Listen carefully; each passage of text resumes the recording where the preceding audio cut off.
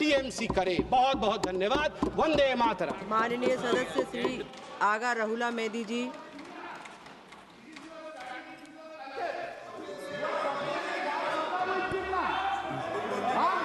Ma Durga will Jinnah. This is your Sanatani. Unfortunate.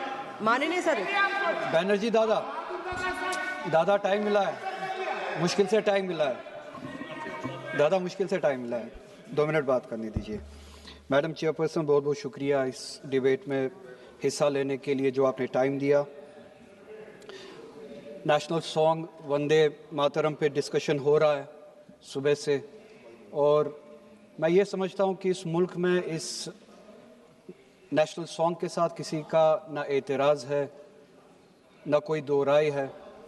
एहतराम है हर किसी का इस सॉन्ग को लेके, मगर मसला सिर्फ तब पेश आता है जब जो तकरीरें सुबह से इस तरफ से हुई, बीजेपी की तरफ से और लाइक माइंडेड जो इनकी पार्टीज़ है, जब ये कहा गया कि हिंदुस्तान में रहना है तो वंदे मातरम गाना है।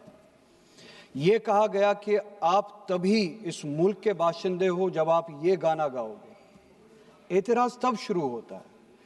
आप वंदे मातरम को नेशनल सॉन्ग मानते हैं, हम सब मानते हैं, आप गाते हैं, हम नहीं गा सकते हैं। इसकी एक वजह है, और उस वजह की आज़ादी हमें इस मुल्क के आईन ने ही दी है। कभी कभार कुछ मामलों में दो चीज़ों के दरमियान क्लैश होता है, एक नेशनल कॉन्सेप्ट और आपकी रिलीजियस फेथ, और ये यूनिवर्सल है, इटर्नल फैक्ट है, चाहे किसी भी मजहब से कोई भी वाबस्ता हो, मुसलमान हो, हिंदू हो, सिख हो, वो इटर्नल आइडेंटिटी अपने मजहबी अकीदों को मानता है, वो प्रायोरिटी अपने मजहबी अकीदों को देता है। मैं एक छोटी सी एग्जांपल दूंगा। इस मुल्क में सिटीजनशिप छोड़ने की तादाद लाखों में है पिछले कुछ सालों से। उसमें मेजॉरिटी हिंदू धर्म से वाबस्ता लोग हैं जिन्होंने दूसरे मुल्कों में सिटीजनशिप ली और इस मुल्क की सिटीजनशिप को वॉलंटियरली छोड़ा।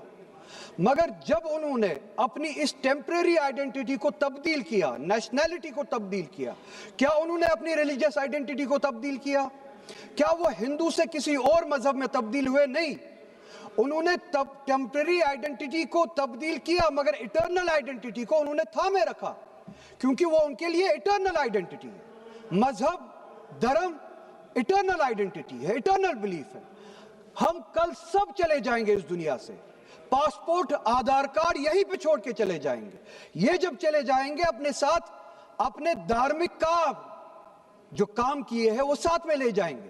पासपोर्ट और आधार कार्ड, नेशनैलिटी अपने साथ नहीं लेंगे। जब मैं इस दुनिया से चला जाऊंगा, पासपोर्ट, आधार कार्ड, ये टेम्परेरी आइडेंटिटी यहीं पे रह जाएगी। मेरी इटर्नल आइडेंटिटी, मेरी मजहबी आइडेंटिटी, मेरे मजहब के अकायद मेरे साथ चलेंगे, जिस तरह इनके साथ चले जाएंगे। वो इटर्नल आइडेंटिटी है। और जब ये क्लैश सामने आता है, तब हमें कॉन्स्टिट्यूशन ही ये आजादी देता है कि आपकी रिलीजियस फंडामेंटल जो फ्रीडम है, आप उस रिलीजियस फ्रीडम को इस मुल्क में कॉन्स्टिट्यूशन के हवाले से उस रिलीजियस फ्रीडम को एक्सरसाइज कर सकते हैं। और वंदे मातरम का जब मसला पेश आता है, जब यह कहा जाता है कि आपको यह जबरदस्ती गाना पड़ेगा, हम तब यह कहते हैं कि आप गाए, हम एहतराम देते हैं। नेशनल सॉन्ग है, हम उसका भी एहतराम करते हैं, उसमें दो राय नहीं है। आप गाए, हम एहतराम के लिए खड़े हो जाएंगे, मगर आप ये चाहेंगे कि हम भी गाए, मुमकिन ही नहीं है, हो ही नहीं सकता है। आप चाहेंगे,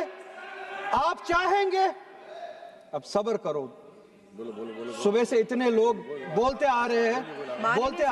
प्लीज चेयर को एड्रेस करें आप। तो जवाब सुनने का भी मादा रखा करो।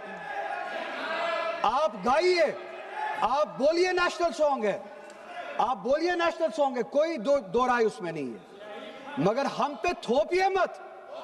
कॉन्स्टिट्यूशन इस चीज की हमें आजादी देता है।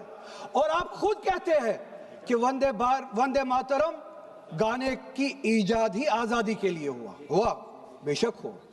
आजादी किस चीज के लिए? आजादी इस चीज के लिए, हिंदू के हिंदू होने की आजादी, और इसी तरह से मुसलमान के मुसलमान होने की आजादी।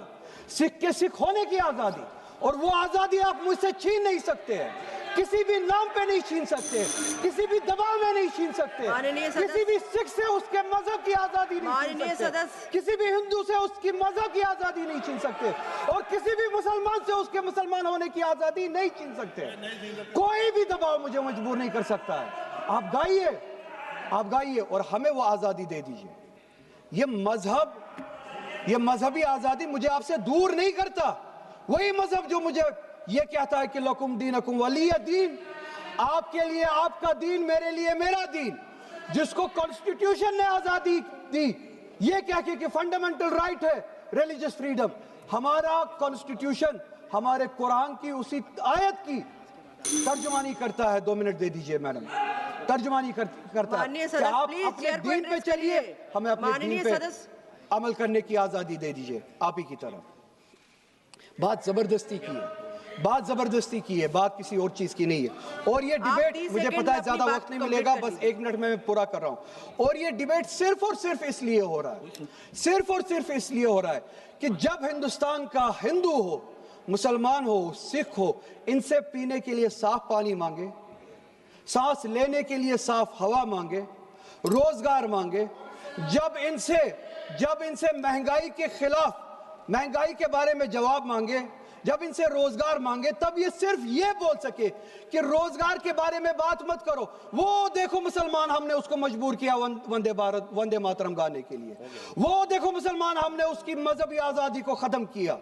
इस आड़ में, मुसलमान को दबाने की आड़ में आप अपनी नालायकी छुपाना चाहते हो और इस मुल्क में राज करना चाहते हो, उसकी कुर्बानी बनाना चाहते हो मुसलमान को। और मुसलमान इस बेगैरती का कुर्बान कभी होगा नहीं। हमने इस मुल्क की आजादी के लिए भी खून दिया है, और इस मुल्क में आजादी को बचाने के लिए भी अगर खून देना पड़े हम देंगे। हमने उनके साथ भी लड़ा है, आप जैसों के साथ अगर 1000 साल तक भी लड़ना पड़े हम लड़ेंगे, उसी गैरत से लड़ेंगे, उसी जज्बे। अब रिकॉर्ड भी नहीं जाएगा। பேரவை தலைவர் அவர்களுக்கு வணக்கம். என்னை பேச அழைத்தமைக்கு நன்றி.